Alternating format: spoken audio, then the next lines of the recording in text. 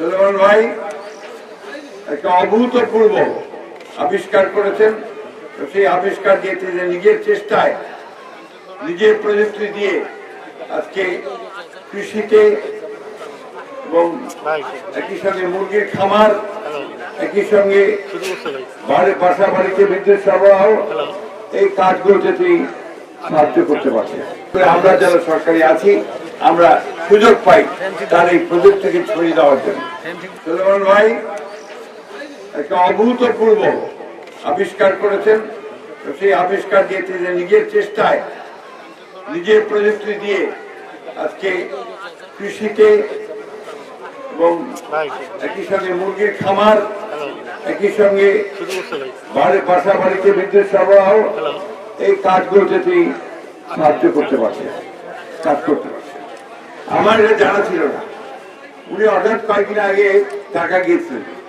ঢাকা গিয়ে উনি বলছেন যে আমার এই ধরনের একটা প্রজেক্ট আছে, সম্ভবত ওই কাজে আপনি গিয়েছিলেন। তো ওনার এই কাজটা আমি শুরু করে প্রকৃতপক্ষে একজন সাইকেলের মেকার ছিলেন, তার বাবা ওই কাজ করছেন। ওই সাইকেলের মেকানিক করতে করতেই তিনি এই প্রযুক্তিটা উদ্ভাবন করেন।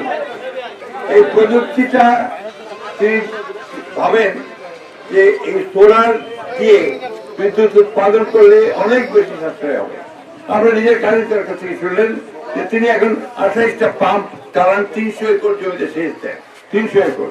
ওনার মুরগি খামারে 4300 মুরগি আছে, সব দিন দেয়। এরপরে আপনারা শুনেছেন যে এখানে 4টা রাইস কুকার আছে, 4টা মিউজিক কি বলছেন চূড়া আছে, অর্থাৎ যখন চূড়া চলে তখন গান বাজে।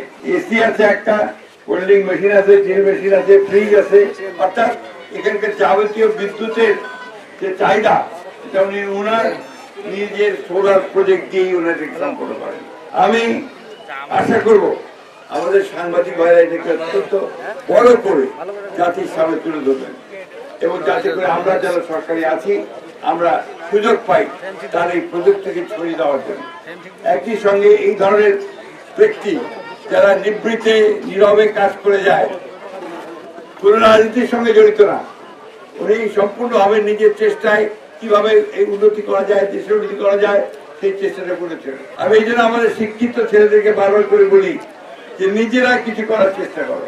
আজকে দেখেন উনি একজন সাধারণ একজন সাইকেলের বেকার মধ্যেও কোথায় কোন জায়গায় নিয়ে এসছেন, এই এলাকার মানুষকে তার প্রযুক্তি দিয়ে নিয়ে এসছে। আমরা আশা করব যে আপনারা যারা শিক্ষিত মানুষ আছেন তার কাছে আরো জানবেন। আমরা সরকারের পক্ষ থেকে একটু কথা দিতে পারি। এখানে আমাদের আছেন, আমরা সকলের পক্ষ থেকে তার এই প্রজেক্টটিকে আরো বড় করা, জনগণের কাছে পৌঁছে দেওয়া ও আরো সাশ্রয়ী করার চেষ্টা করবো। ব্যাংকেও তার লোন আছে, এই লোনের ব্যাপারে আমরা কথা বলবো যে এই ধরনের কাজগুলোতে কম লোনে আপনার কম ইন্টারেস্টে যেন আপনার লোন দেওয়া যায় সেই কাজটা করার জন্য। আমি আপনাদের আসার সময় দেখলাম যে রাস্তাটা একটা আছে কিন্তু ট্রেনটা নাই। এখানে ইঞ্জিনিয়ার সাহেব আছেন, আপনি অবিলম্বে মানে কালকে থেকে আপনি মাপযোগ করে এখানে যে প্রযুক্তিটা আছে সেটি বার করে আপনি কাজ শুরু করবেন। কালকে শুরু করবেন এবং বিদ্যুৎ বিভাগের লোক যারা আছেন সবাই তাকে কিভাবে সহযোগিতা করা যায় সেই চেষ্টা করেন। আমি ঠাকুরকে গিয়ে ব্যাংকের ম্যানেজারের সাথে কথা বলবো, ডেকে নিয়ে গিয়ে এবং আপনাকে কিভাবে আরো সহযোগিতা করা যায় চেষ্টা করবো। আমি সব বেশি চেষ্টা করবো যেটা হচ্ছে যে আমি তাকে একটা জাতীয় পুরস্কার দেওয়ার দিতে চাই। সুতরাং আমরা সরকারি রাজনীতি নিয়ে কাদা ছোড়াছুড়ি করি, আমরা বিভিন্ন বিষয় নিয়ে আমরা গন্ডগোল করি, তখন তিনি নীরবে উনি কাজ করে চলেছেন এবং একটা অভূতপূর্ব সাফল্য তিনি অর্জন করেছেন। তো আমরা সকলে তার জন্য গর্ববোধ করছি। আজকে সকলের সামনে আমি কথা দিচ্ছি আমি সর্বতভাবে তাকে সহযোগিতা করবো যাতে তিনি আরো সফলতা অর্জন করতে পারেন। আপনাদের সকলকে ধন্যবাদ। আমি তাকে আবারও অভিভূত হয়েছি। ধৈর্য ধরেন, এখন এই যে উনার কাজ করবেন সেই কাজটি উনি করতে পারবেন, সেই সহযোগিতা আমরা করবো। সবচেয়ে বড় জিনিস হচ্ছে এই যে আমার ভাই বলছে রাস্তাটা, অনেক কামটা শুরু করে রাস্তা ছিল, রাস্তা ছিল কাম তো করছে। আমি রাস্তাঘাটের মসজিদ মাদ্রাসা চাইলে ভাই উন্নয়ন হয় না, এইটা হচ্ছে উন্নয়ন। নিজের আয় বাড়াইছে, মানুষের আয় বাড়াচ্ছে, এটাই হচ্ছে কাজ। রাস্তাঘাট তো চলবেই, রাস্তাঘাট হবেই, সরকার করবে, আইন পরিস্থিতি বাড়াবে, এগুলো হচ্ছে কাজ।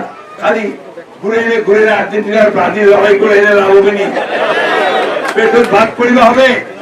তার জন্য ইয়াং জেনারেশনকে ওই দিকে যেতে হবে, ওই উদ্ভাবন করা, ভালো ব্যবসা করা, যাতে করে নিজে ভালো চলতে পারি, পাপের উপরে আপনার বোঝা না হওয়া, আর জমি বিক্রি করে কাজ না করা।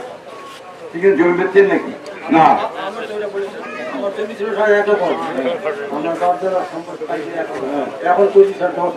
মাশাআল্লাহ, দেখেন 10 একর জমি উনি করে ফেলেছেন 1 একর থেকে। এইটাই হচ্ছে আপনার নব্য বাংলাদেশ, নতুন বাংলাদেশ, যেটা স্বপ্ন আমরা সবাই দেখছি, তাই না?